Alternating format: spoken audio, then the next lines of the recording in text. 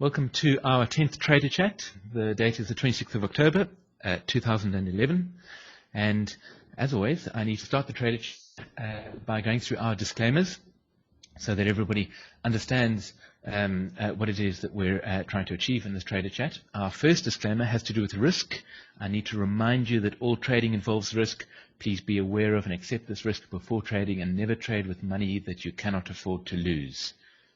Our second disclaimer has to do with past performance and informs you that the past performance of any trading methodology is no guarantee of future results.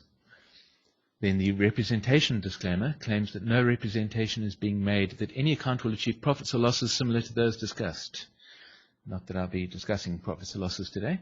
And finally, you should consider all results to be hypothetical unless otherwise specified, and you should be aware that hypothetical performance results have many inherent limitations and, unlike an actual performance record, do not represent actual trading. If you need further clarification on any of our disclaimers, please send us an email and we'll be happy to let you know what we mean by the disclaimer. Let's talk briefly about using NetViewer. I expect most of you, except our newcomers today, and I see there are a few of them, have used NetViewer before. But for those who haven't, NetViewer is the system we used to do these webinars. We specifically chose NetViewer because it does allow a large amount of interaction. And nevertheless, the best way of asking a question is simply to type a message into the chat window. If you cannot hear me, and I am speaking at the moment, if you cannot hear me, well, that was a bit pointless. Anyway, if you cannot hear me, you need to open up the VoIP tray in your NetViewer control panel, and you need to slide your speaker level up. The speaker level in the NetViewer control panel is separate from your speaker level of your computer as a whole. So we discovered that was why some people were complaining about not hearing me. If you'd like to talk to me, and if you have a headset, then you should right-click to indicate this, which pops up a speech bubble on my window. And please also enter a chat message, because you have no idea how many people accidentally right-click. And if I spend most of the Trader Chat asking people whether they want to speak, it can get a bit boring for everybody else. There is a bit of a delay in the audio, which makes this less preferred to simply entering a chat message. But actually, we've been doing tests recently, and it's not too bad. So I'd love to hear from you, actually. It'd be good to hear somebody else speaking if you feel like it. Finally, please be careful of clicking your mouse in the NetViewer window, because a left click pops up your name and an arrow on the window, which is fantastic if you're trying to point something out. But if you're not, it can be a little bit distracting. The next sort of housekeeping item that I should go through has to do with our workshops. Our online workshops are commencing this weekend on Saturday. I'm very excited about it. It's a new workshop format for us, and we've put quite a lot of work into adjusting our workshops and working out the perfect format for doing them online. We're starting this weekend. The workshops this weekend are, of course, fully booked out. They were booked out 3 days after we announced them, so there's no chance you can get onto the first workshops. But there are a few places left for workshops later this year. We are already taking bookings all the way up to March of 2012. So if you're thinking of doing a workshop, please let us know. Even if you're not absolutely decided about booking, let us know, because our workshops are getting filled up, and before you know it, we're not going to be able to give you a place in a workshop until after March next year, which, if you are buying the software or just getting involved in the software, would be really disappointing if it's going to take you 4 or 5 months before you can get to do a workshop. So please let us know right now if you are interested in a workshop.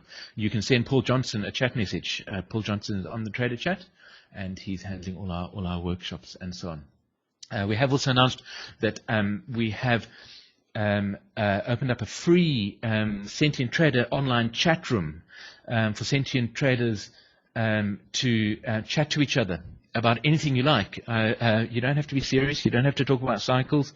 You don't have to talk about the markets. If you want to beat the isolation of sitting at home in front of your computers, and I know many traders do feel that isolation, get involved in our Campfire Business online chat. It's been very slow getting started. I think everybody's checking each other out, but please make use of it. It's entirely free. There are no strings attached, no obligation. It's purely a fun thing that we've set up for you, and we hope that you will use it. The idea is that it's an informal online chat. Exchange ideas, you can upload files, you can exchange workspaces, ideas about the market, you can exchange ideas about absolutely anything. You can even make conference calls. The great thing is you can hang out with other people who believe in Hurst or are interested in Hurst. And I can tell you, you're going to bump into some Hurst experts. I had the great privilege of meeting several Hurst experts in Toronto last week. And that was fantastic. It's not a monitored forum. We're not monitoring this forum at all. It's not a chat room that we're monitoring. So if you have support issues or questions about using the software, don't use the online chat room. Use the online chat room to communicate with each other, not to ask us questions. If you haven't received your invitation to the chat room, then please email us at info@sentienttrader.com so that we can get you started again. Right. Today, I thought I would change the tone. We've been getting very deep. We've been getting very involved in cyclic analysis and talking about wave shapes and sentient trading methodology and a lot of fairly complex issues. So I thought today we would take a step back and simply look at a market analysis. Let's talk about a market. I've chosen the Euro-US dollar forex pair because I think it's a fascinating analysis that I've been following. There's several analyses that I follow on a daily basis, and the Euro-US dollar is one of them. And so I thought I would talk about that. It gives me a chance to talk about the charts again, which is one of my favorite activities. And I really welcome any comments any of you may have, not only questions but comments that you might have about the analysis and possible alternatives. Now, I see there are some chat messages. Let me just see. It's just people saying hello and comments about the workshops. Fantastic. So I am going to move on and take a look at this analysis. Let's do that, and let's switch to Sentient Trader. There we go. And let me check that that has popped up on your windows. I believe it has. Okay. So let's start speaking about the euro to US dollar. Please feel free to chip in whenever you like. I really would like to encourage as much open debate about analyses as possible. I look forward to hearing your thoughts. And if you have any other questions, then please do pop them into the chat window. I will deal with them as they come up. And I see DS has a question. Does your system work with TradeStation? Not at present, although TradeStation is on our roadmap for development. We've had several requests for integrating it with TradeStation, and it is something that we are going to be integrating soon. At present, we're completing the integration with eSignal, and I believe TradeStation might be the next integration that we're working with after that, DS. So that's the answer to your question. At present, it doesn't integrate with TradeStation, but it will do.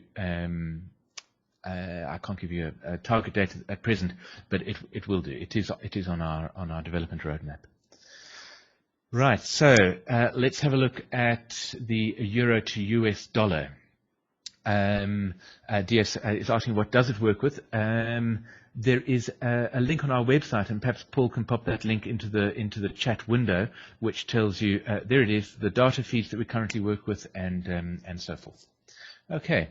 Now let's have a look at the euro to US dollar. Okay, let's start right at the beginning. I'm going to zoom all the way out. There's all the data that I have loaded for the euro to US dollar. This data, as a matter of interest, is completely free. It comes to me through MetaTrader. Sentient Trader is unusual in trading software in that it can actually read the historical data that the MetaTrader trading platform provides completely for free. In fact, you can create a demo MetaTrader account, of course, and it's the easiest and most reliable way of getting forex data.